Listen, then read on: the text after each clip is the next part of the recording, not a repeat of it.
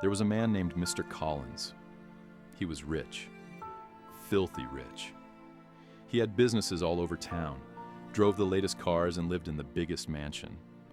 But he had one problem. He treated poor people like dirt. If someone owed him money, he would embarrass them in public.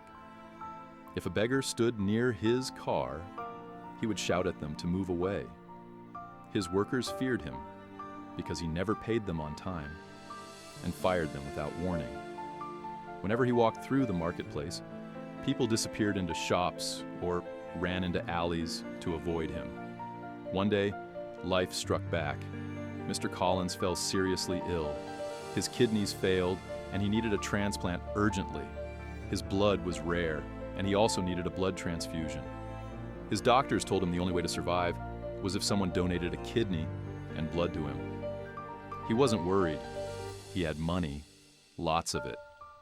He thought he could pay someone to save him. But life doesn't work that way. He sent his workers to look for donors, offering a huge amount of money. But nobody came forward. The poor people he had mistreated all his life remembered his cruelty. The workers he had underpaid and insulted ignored his calls. Even some of his rich friends distanced themselves from him.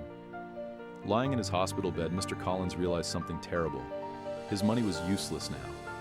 He had spent his whole life building wealth, but he had never built kindness or goodwill. Days passed, and his condition worsened. His body became weak, his skin turned pale, and his breath became slow.